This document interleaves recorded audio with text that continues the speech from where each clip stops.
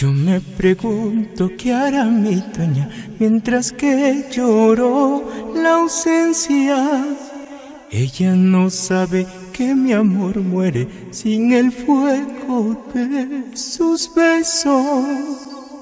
A Dios le ruego que venga pronto a mi lado, dueña mía, porque presiento que pronto llega el final de mi existencia, el final de mi existencia.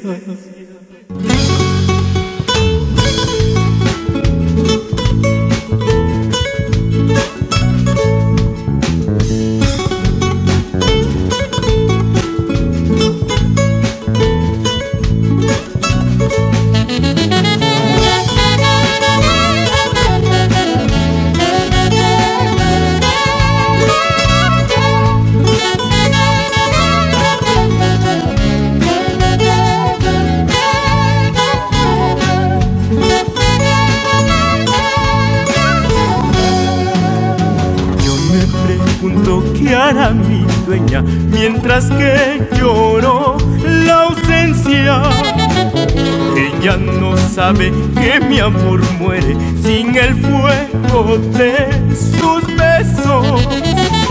A Dios le ruego que venga pronto a mi lado, dueña mía, porque presiento que pronto llega el final de mi existencia, el final de mi existencia. Y no me escucha la dueña mía clamando al cielo que vuelva, o algún fracaso en tu camino te entretiene, dueña mía.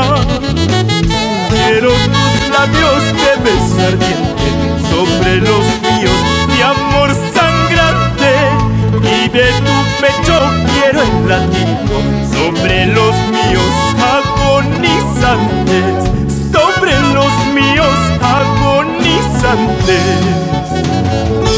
A Dios le ruego que venga pronto a mi lado, dueña y señora mía.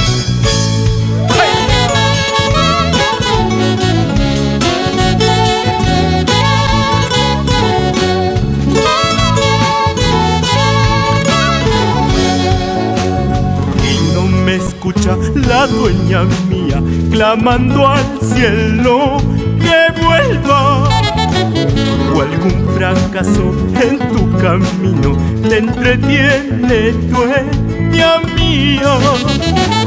Quiero tus labios de beso ardiente sobre los míos, mi amor sangrante, y de tu pecho quiero el latido sobre los míos agonizantes, sobre los míos agonizantes. Mas no demores en tu retorno, dueña y señora, serán tus besos y mi agonía, mi agua bendita.